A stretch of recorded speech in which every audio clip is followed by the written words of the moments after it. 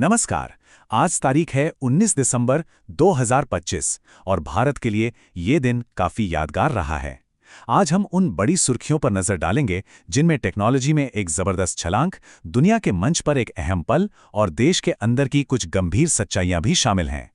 मतलब ये कामयाबियों और चुनौतियों दोनों का दिन रहा है। एक ऐसा दिन जो भारत के सफर के उतार चढ़ाव को बिल्कुल साफ तौर पर दिखाता है। ये कहानी है एक ऐसे देश की जो बड़े आत्मविश्वास के साथ दुनिया में अपनी जगह बना रहा है, लेकिन साथ ही साथ अपनी तरक्की से जुड़ी चुनौतियों से भी निपट रहा है।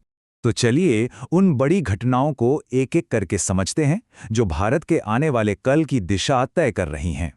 तो सबसे पहले बात करते हैं आज की सबसे बड़ी खबर की। भारत अब आर्टिफिशियल इंटेलिजेंस की दुनिया का एक ऐसा सेंटर बन गया है जिसे कोई नजरअंदाज नहीं कर सकता। अब ये सिर्फ एक हेडलाइन नहीं है, ये एक बहुत बड़ा संकेत है कि कैसे दुनिया में टेक्नोलॉजी की ताकत का सेंटर बदल रहा है और भारत इस बदलाव के ठीक बीच में खड़ा है। तो सवाल ये उठता है कि इसका असल मतलब क्या है? भारत का ये जो इतना बड़ा यूजर बेस है, ये एआई के भविष्य को कैसे बदलेगा और पूरी दुनिया के लिए इसके क्या मायने हैं?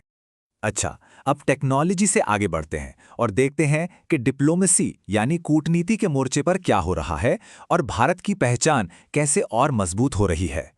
देखिए, भारत का असर सिर्फ टेक्नोलॉजी तक ही नहीं है।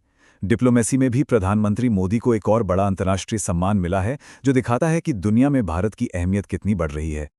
लेकिन बात सिर्फ अवार्ड्स की नहीं है। जैसा कि यहां दिख रहा है, भारत दुनिया भर में बहुत जरूरी पार्टनरशिप्स बना रहा है। इससे ट्रैवल, बिजनेस और साइंटिफिक रिसर्च को बढ़ावा मिल रहा है। ये वो ठोस कदम है जो रिश्तों को सच में मजबूत बनाते हैं। तो एक तरफ तो भारत दुनिया में अपनी छाप छोड़ रहा है, लेकिन जब हम देश के अंदर झांकते हैं तो कहानी थोड़ी और पेचीदा हो जाती है। यहाँ कामयाबी भी है और चुनौतियां भी। यहाँ एक तरह का विरोधाभास देखने को मिलता है जो अक्सर किसी भी तेजी से बढ़ते देश के सामने एक बड़ी चुनौती होती है। तो पहले अच्छी खबर की बात करते हैं। भारत ने अपने पर्यावरण को बचाने में काफी अच्छी तरक्की की है। उसने अपने प्रोटेक्टेड रामसर वेटलैंड्स के नेटवर्क को और बड़ा किया है। और ये सिर्फ जमीन के टुकड़े नहीं है, ये बायोडाइवर्सिटी के लिए बहुत ही जरूरी हॉटस्पॉट हैं।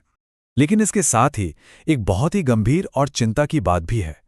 मध्य प्रदेश में बाघों की मौत का जो रिकॉर्ड आंकड़ा सामने आया है, वो एक दुखद याद दिलाता है कि विकास की कीमत अक्सर देश के सबसे कीमती वन्यजीवों को चुकानी पड़ती है।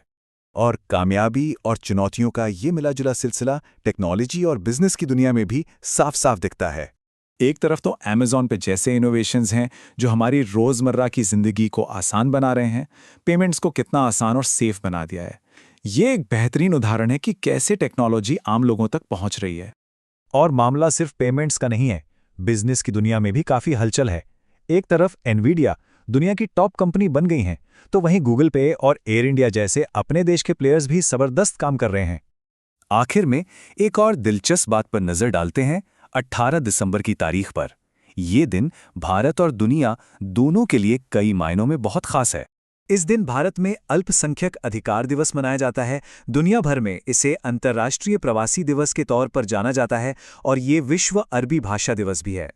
तो इन सब बातों को अगर हम जोड़ के देखें तो एक साफ तस्वीर उभरती है। एक तरफ देश तेजी से आगे बढ़ रहा है, लेकिन दूसरी तरफ घर में कुछ बड़ी चुनौतियां भी हैं जिनसे निपटना जरूरी है।